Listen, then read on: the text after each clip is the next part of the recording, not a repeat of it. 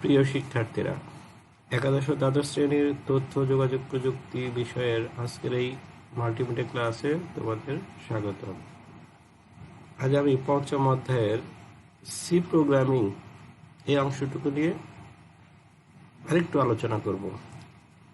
আমার এই প্রথম অংশ মানে সি প্রোগ্রামিং এর প্রথম লেকচারটিতে তোমাদের মোটামুটি বেসিক সম্পর্কে একটি স্পষ্ট ধারণা দেওয়া হয়েছে। আমার ওই ক্লাসটি যারা ভালো করে বুঝেছো তাদের জন্য আজকের এই ক্লাসটি অনেক সহজ হবে। আজকে আমরা সি প্রোগ্রাম কিভাবে লিখতে হয় বা কিভাবে কোডিং করতে হয় সে সম্পর্কে কিছু বলার চেষ্টা করব। চলো আমরা তাহলে মূল প্রোগ্রামে ফিরে যাই। সি প্রোগ্রাম বিভিন্নভাবে লেখা যায়। এটি বলতে বোঝানো হয়েছে সি প্রোগ্রামকে আগে টেক্সট ভিত্তিক বা ডস ভিত্তিক প্রোগ্রাম বলা হতো। শুধু ডস অপারেটিং সিস্টেমের মতো টাইপ করে করে এই প্রোগ্রামগুলো লেখা হতো বা বাস্তবায়ন করা হতো, রান করা হতো। কিন্তু বর্তমানে উইন্ডোজেও এই প্রোগ্রামগুলো লেখা যায়। লক্ষ্য রাখবে, তোমাকে যখন প্রোগ্রাম লিখতে বলবে তখন যতটা সম্ভব সকল নিয়ম কানুন মেনে প্রোগ্রামকে বড় করে লিখবে। এতে প্রোগ্রাম দেখতে যেমন বড় হবে, আবার টিচারও খুশি থাকবেন। কিন্তু আমরা প্রশ্নে যদি প্রোগ্রামটি বা উদ্দীপক যদি প্রোগ্রামটা দেওয়া থাকে তখন যতটুকু পারি আমরা সংক্ষেপে দেওয়ার চেষ্টা করি। তোমরা তাহলে সেই সংক্ষেপে কিভাবে প্রোগ্রাম লিখতে হয় বা বুঝতে হয় সেটিও আজকের ক্লাসটিতে তোমরা শিখে থাকবে। তাই আমাদেরকে একই প্রোগ্রাম ভিন্ন ভিন্নভাবে শিখতে হবে, কিভাবে ভিন্ন ভিন্নভাবে একই প্রোগ্রামকে লেখা যায়। আচ্ছা, এখন মনিটরে দুটি প্রোগ্রামকে পাশাপাশি লেখা হয়েছে। প্রোগ্রাম দুটি হলো এরকম। প্রোগ্রামে যদিও বলা নাই, দেখো এই নিয়ম 1, এই প্রোগ্রামটিতে দুটি সংখ্যার মধ্যে একটি সংখ্যাকে বড় দেখাবে। কম্পিউটার দুটি সংখ্যা ইনপুট করা হবে, তার ভিতরে সে একটি সংখ্যাকে বড় বলবে। এই প্রোগ্রামটা দুইভাবে লেখা হয়েছে। প্রথমে প্রোগ্রামে ইনক্লুড স্টুডিও ডট এইচ লেখা হয়েছে, এরপরে হ্যাশ চিহ্ন দিয়ে ইনক্লুড কুনিও ডট এইচ লেখা হয়েছে। আর কেন আমরা স্টুডিও ডট এইচ লিখেছি, কেন আমরা ইনক্লুড কুনিও ডট এইচ লিখেছি সেটি আমার আগের লেকচারটিতে দেওয়া ছিল। আচ্ছা, এরপরে void main integer A B second bracket দিয়ে প্রোগ্রামের শুরু এবং এভাবে পর্যায়ক্রমে সেকেন্ড ব্র্যাকেটে প্রোগ্রামে শেষ করা হয়েছে। আচ্ছা, যেহেতু এই প্রোগ্রামটি দুটি সংখ্যার মধ্যে বড় প্রোগ্রাম বা বড় সংখ্যা নির্ণয়ের প্রোগ্রাম, এজন্য নিশ্চয়ই কম্পিউটারে দুটি সংখ্যা ইনপুট দিতে হবে। আর এই দুটি সংখ্যা ইনপুট দেওয়ার জন্য আমরা এই দুই জোড়া প্রিন্টএফ স্ক্যানএফ ব্যবহার করেছি। আচ্ছা, আমরা প্রথমে এখান থেকে দেখা শুরু করি। এই যে printf enter the value of A, আমরা জানি প্রিন্টএফ হলো একটা আউটপুট ফাংশন আর স্ক্যানএফ হলো ইনপুট ফাংশন। আমরা এই প্রিন্টএফটির সাহায্যে একটি কম্পিউটার মনিটরে এর মান সে কিভাবে চাবে জাস্ট সেটি দেখিয়েছি। আমরা জানি প্রিন্টএফের ভিতরে আমরা যাই লিখি ডবল কোটেশনের মধ্যে লিখতে হবে। আমরা প্রিন্টএফে আসলে দেখানোর চেষ্টা করেছি যে তুমি এর মানটা দাও, আর এর যে মানটা দেব সেটা কম্পিউটারকে চেনানোর জন্য, সেটা কম্পিউটারে কম্পাইলারকে বোঝানোর জন্য এই দ্বিতীয়তে এই scanf %d, and of a এই লাইনটি বোঝানো হয়েছে। আমরা জানি স্ক্যানএফ হলো ইনপুট ফাংশন, আর আমি এর যে মানটা দেব সেটি একটি পূর্ণ সংখ্যা, আর সেটি বোঝানোর জন্য এই যে %d ব্যবহার করেছি। এবং আরেকটা ব্যাপার, এই আমি যখন এখানে ইন্টিজার a, b লিখেছি, অর্থাৎ কম্পিউটার প্রোগ্রাম শুরুতে আমি কম্পিউটার কম্পাইলারকে বুঝেছি আমি a এবং b দুটি মান দিতে যাচ্ছি এবং এগুলো পূর্ণ সংখ্যা। আর এগুলো লিখলেই কম্পিউটার মেমোরিতে এর জন্য 2 বাইট, বি এর জন্য 2 বাইট জায়গা বরাদ্দ ছিল। তা আমি যখন এখানে স্ক্যানে %d, and of a লিখেছি, তখন এই যে এর জন্য বরাদ্দকৃত সেই জায়গাটিতে এর মানটি রাখবে। আর এ কারণে স্ক্যানে %d ঠিক একইভাবে আমি বি এর মানটা কম্পিউটারকে দেব। আর এই উদ্দেশ্যে আমি এই যে এই প্রিন্টএফ এবং এই স্ক্যানএফ কে ব্যবহার করেছি। আচ্ছা, কম্পিউটারে মনিটরে আমি বি এর মানটা এভাবে চাইলাম, enter the value of B এর মানটা দাও। আর এই লাইনটি দেখার পর আমি বি এর মানটা দেব, আর সেই বি এর মানটা কম্পিউটার নেবে। আর এই কারণে এই স্ক্যানএফ কে বোঝানো হয়েছে। এখানেও এটি বোঝানো হয়েছে যে বি এর মান একটি পূর্ণ সংখ্যা হতে যাচ্ছে এবং বি এর জন্য বরাদ্দকৃত সেই জায়গাটি, এই যে ইন্টিজার এ কমা বি, এর জন্য 16 বিট, বি এর জন্য 16 বিট যে বরাদ্দকৃত জায়গা আছে, এই বি এর মানটা ওখানে রাখার জন্য এই অ্যাম্পারস্যান্ড অফ বি ব্যবহার করা হয়েছে। তাহলে আমরা মোটামুটি এই 4টি লাইনে ব্যাখ্যাটা পেয়ে গেলাম। আমি আবার বলতেছি যে এর মানটা কম্পিউটারকে শো করবে, এর মান দাও। আর এটা দেখার পরে আমি এর মান দেব, এই মানটা কম্পিউটারকে বোঝানোর জন্য এই স্ক্যানএফ। ঠিক অপরদিকে এর মানটা দেওয়া হয়ে গেলে সে বি এর মানটা চাবে কম্পিউটার। আর এই বি এর মানটা চাওয়ার জন্য আমি printf enter the value of B ব্যবহার করেছি। এই মান এই লাইনটি দেখার পর আমি বি এর মানটা দেব, আর সেই মানটা যথাযথ জায়গায় রাখার জন্য আমি এই লাইনটি ব্যবহার করেছি। এরপরে আমার মূল প্রোগ্রামের কাজটি শুরু হয়ে যাচ্ছে। এখানে কম্পিউটার তুলনা করবে যে এর মানটা যদি বি এর মানের চেয়ে বড় হয়, ইফ যদি এ গ্রেটার দেন বি, যদি এ বি এর মানের চেয়ে বড় হয়, প্রিন্টএফ কি দেখাবে? The value of A is big. কম্পিউটারের কাছ থেকে আমি এই আউটপুটটি আশা করছি, এজন্য এখানে এটি ব্যবহার হয়েছে। Printf enter the value, printf the value of A is big, else নতুবা বা অথবা printf the value of B is big. এরপরে গেট সিরিজে শেষ করে ফেলা হয়েছে। আচ্ছা, তাহলে এখানে প্রোগ্রামটি কি দাঁড়ালো যে যদি আমি এর একটা মান দিচ্ছি, বি এর একটি মান দিচ্ছি, যদি এর মানটা বি এর থেকে বড় পায় তাহলে সে দেখাবে the value of A is big. আর যদি পরের মানটা আগের মানের চেয়ে বড় পায় তাহলে নিচের আউটপুটটি দেখাবে। এভাবে প্রোগ্রামের ক্যারেক্টারটি আমি না করা পর্যন্ত প্রদর্শন করার জন্য এখানে গেট সিএস ব্যবহার করেছি। এই প্রোগ্রামটিতে একটা জিনিস লক্ষণীয়, সেটি হলো যে এই প্রোগ্রামে কিছু ফাংশনের ব্যবহার রয়েছে। প্রিন্টএফ, স্ক্যানএফ এগুলো ফাংশন। আর প্রিন্টএফ আর স্ক্যানএফ, আমি আমার এই প্রোগ্রামে প্রিন্টএফ এবং স্ক্যানএফ এর কিছু কাজ রেখেছি। আর এই প্রিন্টএফ আর স্ক্যানএফ কে কাজ করানোর জন্য উপরের ইনক্লুড স্টুডিও ডট এইচ নামক হেডার ফাইলটি ব্যবহার করা হয়েছে। অপরদিকে আমি এখানে গেট সিএস, হয়তোবা ক্লিয়ার স্ক্রিন দেইনি, এখানে গেট সিএস এর একটা কাজ রয়েছে। আর এই গেট সিএস কে কাজে লাগানোর জন্য আমি এখানে কোনিও ডট এইচ এই হেডার ফাইলটি যুক্ত করেছি। তাহলে দাঁড়ালো যে একটি প্রোগ্রামে কিছু ফাংশন থাকে, সেই ফাংশনগুলোকে কাজ করানোর জন্য ফাংশনগুলোর হেডার ফাইল প্রোগ্রামের শুরুতেই ঘোষণা করতে হয়। আর প্রোগ্রামের শুরুতে ঘোষণা করি বলেই আমার এই প্রিন্টএফ, স্ক্যানএফ কাজ করে। আমরা একটু পরে সেগুলো প্র্যাকটিক্যালি প্রোগ্রামিং এর সাহায্যে দেখাবো। এবার নিয়ম 2, একই রকম করে প্রোগ্রাম লেখানো হয়েছে। এখানে প্রোগ্রাম হলো এই ইনপুট আর আউটপুট মান নেওয়ার ক্ষেত্রে। বাম পাশে প্রোগ্রামটিতে আমি এর মানকে আলাদা, বি এর মানকে আলাদা হিসেবে চাইছি এবং দিছি। আর ডান পাশে একটি লাইনের মাধ্যমে এ আর বি এর মানকে চাওয়া হয়েছে, এটুকুই পার্থক্য। Printf enter the value of A and B, মনিটরে আমাকে যখন প্রোগ্রামটা রান করাবো এই লাইনটি দেখাবে, এবং এই লাইনটি দেখলে আমার মনে পড়বে আমার এ এবং বি কে ইনপুট দেওয়া হয়েছে। আর দুটি মানে একসঙ্গে ইনপুট দেবো বলে আমরা স্ক্যানএফ %d একসঙ্গে দুটি পূর্ণ সংখ্যা ইনপুট দেবো, এবং ampersand of A, ampersand of B, এই দুইটি লেখার উদ্দেশ্য এই যে এ এবং বি এর জন্য বরাদ্দকৃত দুটি জায়গায় দুটি মান থাকবে, জমা হবে।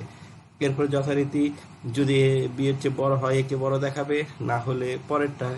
প্রোগ্রাম যদি প্রথমটা সত্য হয় তাহলে এটির পরে আমার সরাসরি প্রোগ্রামটি বের হয়ে যাবে। আর যদি প্রথম শর্তটি মিথ্যা হয় তাহলে দ্বিতীয় প্রিন্টএফ এর সাহায্যে প্রোগ্রামটি বের হয়ে যাবে। তাহলে এই দুইটি লাইনে দেখা গেছে প্রিন্টএফ আর স্ক্যানএফ এক জোড়া কমানো হয়েছে, কিন্তু প্রোগ্রাম কিন্তু একই রয়েছে। এখন আসলে আমরা একই প্রোগ্রামকে এবার তৃতীয় নিয়মে দেখি। এক্ষেত্রে আগের প্রোগ্রামের থেকে এই প্রোগ্রাম হলো এখানে পার্থক্য হলো এখানে প্রিন্টএফ চাওয়া হয়নি, এখানে সরাসরি স্ক্যানএফ এর মাধ্যমে ইনপুট দুটিকে নম্বর নিয়মের সাথে আচ্ছা, এখানে মনে হয় একটু প্রিন্টিং মিস্টেক আছে, ইনক্লুড লেখা আছে। এই তৃতীয় নিয়মের সঙ্গে তার আগের নিয়মের পার্থক্য হলো যে ওখানে প্রিন্ট এর একটা অপশন ছিল, কিন্তু এখানে প্রিন্ট ছাড়াই সরাসরি স্ক্যানএফ এর মাধ্যমে মানটি ইনপুট হিসেবে নেওয়া হয়েছে। এখানে প্রিন্ট বসেনি, কিন্তু পার্সেন্টেজ ডি সাইন অফ এ, অর্থাৎ এই প্রোগ্রামটি লেখার পর রান করতে গেলে আমাকে প্রিন্ট এর আশা ভরসা মানে প্রিন্ট এর জন্য অপেক্ষা করতে হবে না, সরাসরি এ আর বি এর মানটা দিলেই আমার প্রোগ্রামটা ঠিক রান করবে আগের মতোই। এবার 4 নম্বর নিয়ম, এই নিয়মে দেখা গেছে এই নিয়মের আবার ফলাফলটা আরেকটু ধরনের। এটি হলো একটি কন্ডিশনাল স্টেটমেন্ট ব্যবহার করে প্রোগ্রামটি করা হয়েছে। Printf enter the value of A and B, A এবং বি এর মানটা এক করতে চাওয়া হয়েছে, এবং এই লাইনটি মনিটরে প্রদর্শিত হলে আমরা দুটি মানকে একসঙ্গে ইনপুট আকারে দেব। এরপর শর্তটা হলো এ কি বি এর চেয়ে বড়, একটি প্রশ্নবোধক চিহ্ন। যদি সত্য হয় আগের অংশটুকু বাস্তবায়ন করবে, আর যদি মিথ্যা হয় পরের অংশটুকু বাস্তবায়ন করবে। এভাবেই এই সি প্রোগ্রামের একটি প্রোগ্রামকে এভাবে 4 ভাবে লেখা যায়। আমরা হয়তোবা তোমাদেরকে যদি প্রশ্ন করতে লিখতে বলতাম, তাহলে হয়তোবা তোমরা 1 নাম্বার অথবা 2 নাম্বার নিয়মে লিখবে, কিন্তু আমরা যদি পরীক্ষাতে প্রশ্নটা দেই এবং এখান থেকে অন্যান্য সৃজনশীল প্রশ্ন উত্তর চাই, তাহলে হয়তোবা 3 অথবা 4 নাম্বার নিয়মে আমরা প্রোগ্রামটি দিতে পারি। আমরা includestudio.esponio.s না লিখেই শুধু ফাংশন থেকেই আমরা এই প্রোগ্রামটি চাইতে পারি। অতএব তোমরা মোটামুটি একটি প্রোগ্রামকে 3-4 ভাবে উপস্থাপন করা যায়, সেটি যেহেতু শিখলে আশা করি যে কোনো ভাবে প্রশ্নটা করুক না কেন তোমরা সেটির অ্যান্সার দিতে পারবে। এখন আমরা মূল প্রোগ্রামে চলে যাই।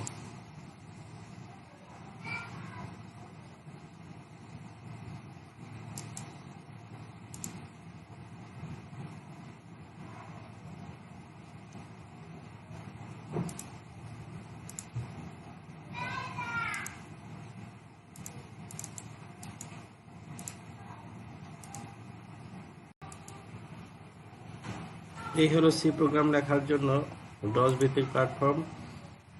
এখানে একটি প্রোগ্রাম আমি লিখে রেখেছি, এই সেই প্রোগ্রাম। সেটা হলো দুটি সংখ্যার মধ্যে যোগ করার প্রোগ্রামকে আমরা দেখাবো। সেখানে আমার ওই প্রোগ্রামটিতে ছিল দুটি সংখ্যার মধ্যে বড় বা ছোট, এখানে দুটি সংখ্যার যোগ করার প্রোগ্রাম। সমস্যা নেই। এই যে include studio dot S, include conio dot S type করলাম, ভয়েড মেন ফাংশন হিসেবে ভয়েড মেনকে এখানে আমরা ভয়েড মেন বা ইন্টিজার মেন বা শুধু মেন যে কোনো ভাবে লিখতে পারি। আমরা সাধারণত ভয়েড মেন দিয়ে আমাদের সি প্রোগ্রামগুলো করি। ইন্টিজার এ বি সি, আগের প্রোগ্রাম যেহেতু শুধু দুটি সংখ্যার মধ্যে কাজ ছিল, এই জন্য ইনপুট আকার এ আর বি নেওয়া হয়েছে। আর যেহেতু এখানে দুটি সংখ্যা আমরা নেব, তার সঙ্গে যোগফল রাখার জন্য আরেকটি ভেরিয়েবল টিকেও ঘোষণা করা আছে। Print F enter the value of A, scan F ঠিক তেমনি বি এর মানটা নেওয়ার জন্য প্রিন্ট এফ এবং স্ক্যান এফ। এবার এ আর বি এর মান যোগ করে যোগফল রাখার জন্য টি, এরপরে ফলাফল দেখার জন্য টোটাল প্রিন্ট এফ এবং গেট সিএস ক্লিয়ার স্ক্রিন। আগের প্রোগ্রামটিতে ক্লিয়ার স্ক্রিনের ব্যাপার ছিল না, এখানে আমরা করেছি। কেন করেছি এটা দেখাবো। এখন প্রোগ্রামটি আমরা কম্পাইল করি। কম্পাইল করলে দেখো নিচে এখানে একটা লেখা আছে এরর 0, অর্থাৎ প্রোগ্রামে কোনো ভুল নাই। এখন আমরা প্রোগ্রামটা রান করব। Enter the value of A, এর মান দিতে বলছে। Enter the value of A দিলাম, এর মান 34। এরপরে enter the value of B দিলাম 23, যোগ করলে টোটাল 57। এই হলো দুটি সংখ্যা যোগফল। আর এই যে এখন দেখা যাচ্ছে যে আমি এখানে এই যোগফল রাখার জন্য এখানে প্লাস চিহ্ন ব্যবহার করেছি। আমি যদি এখানে মাইনাস চিহ্ন ব্যবহার করতাম তাহলে হয়তো বা বিয়োগ ফল দেখাতো। আচ্ছা, এর আগে যে কথাটি বলা ছিল যে আমরা হেডার ফাইলগুলো কেন ব্যবহার করি, দেখো আমরা যদি এখানে এই স্টুডিও ডট এইচটি পাশে ডবল স্ল্যাশ দিয়ে এটাকে অফ করে দিই, এখানে ডবল স্ল্যাশ অর্থ ওই লাইনটা সাময়িক সময়ের জন্য অফ হয়ে যাবে, ইনঅ্যাক্টিভ হয়ে যাবে। এখন আমি প্রোগ্রামটা যদি কম্পাইল করতে যাই, সেক্ষেত্রে এরর 2, দুইটি ভ্যালু। অর্থাৎ এখানে বলা আছে function prototype F print F scan F. তোমরা জিনিসটা হলো এরকম, তুমি প্রিন্ট এফ স্ক্যান এফ কি ওদেরকে চিনতেছে না, তাদেরকে অবশ্যই প্রোটোটাইপ মানে হেডার ফাইল ঘোষণা করতে হবে। তাহলে বোঝা যাচ্ছে আমি যদি studio.h ঘোষণা করি তবে printf এবং scanf এর কাজ করতে পারবো। আর আমি যদি studio.h এই হেডার ফাইলকে অফ করে দেই তাহলে printf আর scanf ফাংশনটি কাজ করবে না। আমি আবার এটাকে উঠিয়ে দেই। আচ্ছা, এবার যদি আমি conio.h কে অফ করে দেই তাহলে নিশ্চয়ই কম্পাইল করতে গেলে দুটো ভুল দেখাবে, গেট সিএস আর ক্লিয়ার স্ক্রিন, এই দুটোকে চিনবে না। তাহলে কি দাঁড়ালো, গেট সিএস আর ক্লিয়ার স্ক্রিনকে দিয়ে কাজ করাতে চাইলে আমাকে অবশ্যই conio.h নামক হেডার ফাইলটি ঘোষণা করতে হবে। এখন এটিও আমরা উঠিয়ে দেই। আচ্ছা,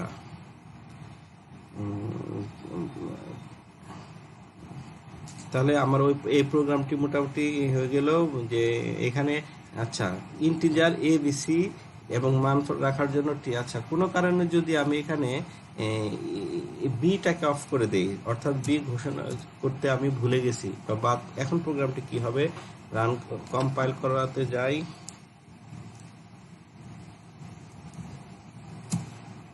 একটি ভুল, বি কোথায় পেলো এরকম একটা এরর মেসেজ দেখাবে, অর্থাৎ এই বি কে চিনবে না। তাহলে কি দাঁড়ালো, একটা প্রোগ্রামে আমি সেই সমস্ত চলকই ব্যবহার করতে পারবো যা প্রোগ্রামের শুরুতে আমি ঘোষণা করে আসব। আর এটা হলো ভেরিয়েবল ডিক্লারেশন।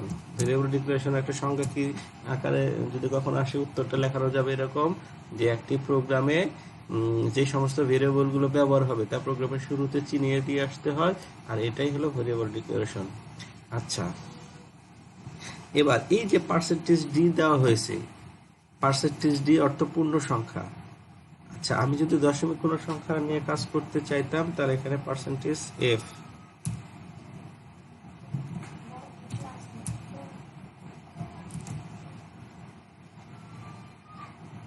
দেখি এখন প্রোগ্রামটি আমরা রান করে দেখি।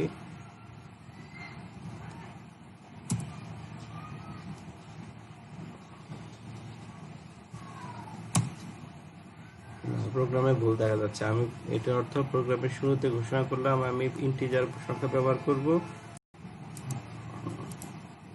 আচ্ছা, এখন তোমাদেরকে আরেকটি প্রোগ্রাম দেখানো হচ্ছে।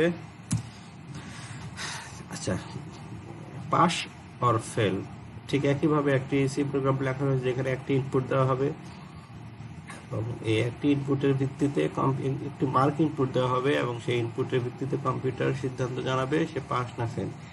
যেহেতু এখানে একটি ইনপুটকে ইনপুট দেওয়া হয়েছে, এই জন্য একটি ইনপুটের জন্য একটি ভেরিয়েবল ঘোষণা করা হয়েছে ইন্টিজার এম। আচ্ছা, সেই মানকে চেনানোর জন্য এই প্রিন্টএফ আর স্ক্যানএফ শর্তটা কি, ইফ মার্ক, সেই মার্কটি যদি 33-এর সমান বা তার চেয়ে বেশি হয় পাস দেখাবে, এলস অথবা ফেল দেখাবে। এভাবে গেটসের প্রোগ্রাম। এখন আমরা এটা কম্পাইল করি, আশা করি কোনো ভুল নাই কম্পাইলে, এরর। এখন রান করি। আচ্ছা, এন্টার মার্কটা যদি আমরা 45 দেই সে পাস দেখাবে। আবার আমরা রান করি, সে মার্কটা যদি আমরা 32 দেই সে ফেল দেখাবে। এক্ষেত্রে ঠিক সেম একটি মার্ক নেই। এখন আমরা আরেকটি প্রোগ্রামে যাই।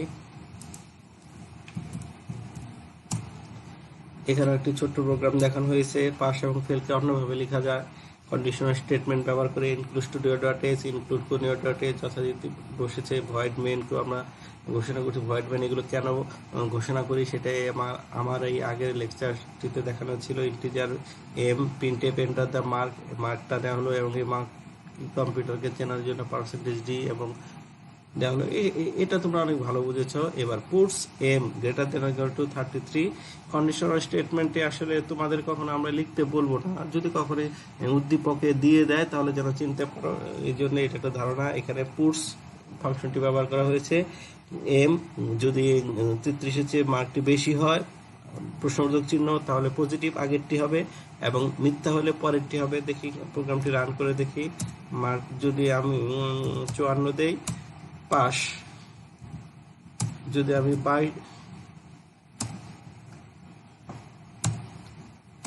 পাস এবং যদি আমি এটি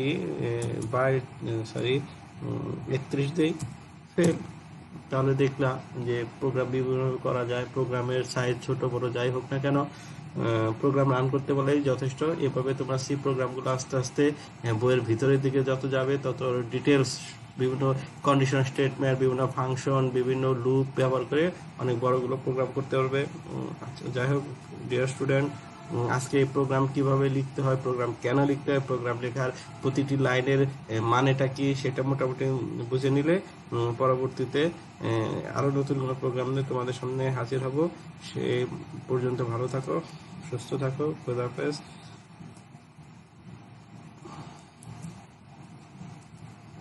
প্রোগ্রাম থেকে বের হয়ে যাই, সেভ।